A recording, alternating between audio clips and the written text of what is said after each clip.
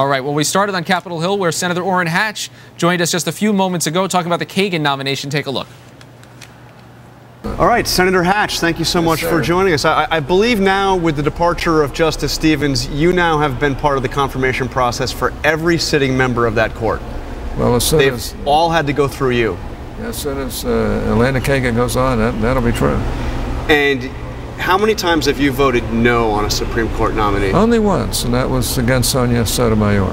How is Orrin Hatch going to vote on the Elena Kagan nomination? I'm still mulling it over in my mind. I have to say there are things that really bother me.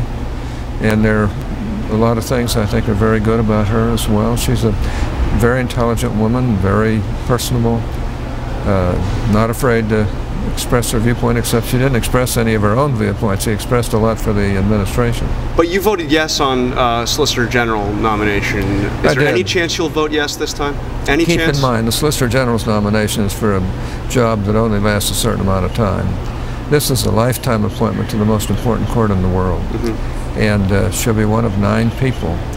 And so, you know, it takes a little extra effort. And because I voted for her for Solicitor General doesn't mean that I will vote for her for the Supreme Court. The other question, Senator, that of course is going to be presented to Republicans is whether you see an extraordinary circumstance, something that might warrant a filibuster. Anything in your mind that stood out over these last couple of days that might make it not just worthy of opposition, perhaps, but an extraordinary circumstance? Well, the only ones who have ever filibustered a Supreme Court nominee are the Democrats. Is that going to change this time? Republicans aren't going to filibuster her. I don't think most Republicans don't believe in it. I have to say that our president was one of those who did filibuster a Republican nominee. So I don't think you have to worry about Republicans doing that. I think that would be an unheard of, dirty thing to do at this point. What has happened to this process? I mean, you've seen it up close. Scalia was confirmed 99-0. Ruth Bader Ginsburg 96-3. You know, Kagan will be confirmed. I'm sure you agree with that. But there's going to be, you know, virtually the vast majority of the Republican caucus is going to vote no. Well, the Republicans are getting chewed up in the media because they haven't been nasty enough, apparently, for some in the media. The fact of the matter is, we aren't nasty about these things. It all began with Bork. The Democrats smeared Bork. There's no use kidding about it. It was vicious. It was reprehensible. It was something that I think people don't get over easy. And then came Clarence Thomas. There were some other things in between that generally aren't talked about, but nevertheless were really bad things.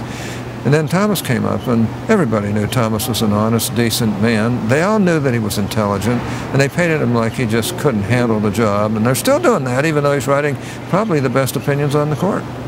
Senator, I want to turn your attention to the immigration debate. President Obama today giving a speech where he's again calling on Congress to pass comprehensive immigration reform. You've been watching this closely from your perch on the Judiciary Committee. Has anything changed substantially politically that would suggest to you that there's a realistic chance of getting this done, or has President Obama not done that work? Well, the president's in trouble, and so what are they doing? They're pandering to the Hispanics in this country and others by pretending that they're going to do something about immigration. Now, let's just look at that. They have 59 Democrats in the Senate. They had 60 at one time. They have an overwhelming number in the House, and they haven't done a doggone thing for immigrants or to solve the immigration problems. And now they're talking about even distorting the law by using some of the laws that you use in case of humanitarian concerns and just sweepingly bringing a lot of people into the country, even though they have come here illegally. Now, you know, that kind of stuff really gets on my nerves. And I'll be honest with you, the administration's way out of line on some of this stuff. And I hope our friends throughout this country, the Hispanic people out there, realize the cynical game that they're playing. It's just awful. So the bottom line is we are not going to see a comprehensive immigration reform bill in this Congress. It sounds like it's going to be tough to see one in the next Congress either. Jonathan, you're one of the most knowledgeable people that come around here. You ask some of the best questions, and you know doggone well there's no way they could put an immigration bill through in the remaining days that we have in this Congress. Now, they could have if they'd have wanted to, with 60 votes, with 59 votes in the Senate, overwhelming majority in the House. They didn't do that. You know, I kind of think they like the current situation where they can play politics with it, and the people who are being hurt by it, both in the country and out of the country, think of the hundreds of thousands standing in line to come into this country and then playing by the rules. Now, how do you solve that problem? It's going to take both parties It's going to have to get out of the realm of politics. It's going to take a president that isn't trying to play politics with it. And frankly, this administration is not the one. Senator, in the time we have left, let's play a little politics. And you're a guy that likes to just cut through all of the bluster and the blather. I want to ask you the 2012 question. Is Mitt Romney the Republican frontrunner right now in your mind? Yeah, I think Mitt Romney would be a tremendous president. First of all, he understands economics. Secondly, he's a gutsy guy. He's extremely bright. He's extremely personable. He's one of the people who could bring this country out of this economic morass that we're in. So he'd be great. There are some others that'd be great too. I mean, you've got to look at some of the other top Republicans who also have some degree of ability in economics. You take Mitch Daniels in Indiana. That state has had all kinds of difficulties. He brought it through beautifully, under budget, and doing things that other governors throughout the country were not able to do. I mean, you could go on and on. We got a pretty good stable, but it's pretty tough for anybody to be as good as Mitt Romney. And the guy is a terrific human being. I know him very, very well. It isn't just a matter of friendship. He just has what it takes to bring this country through this tremendously bad fiscal morass we're in right now. And then one last question about the Republican nominee out in your state, Mike Lee for Senate.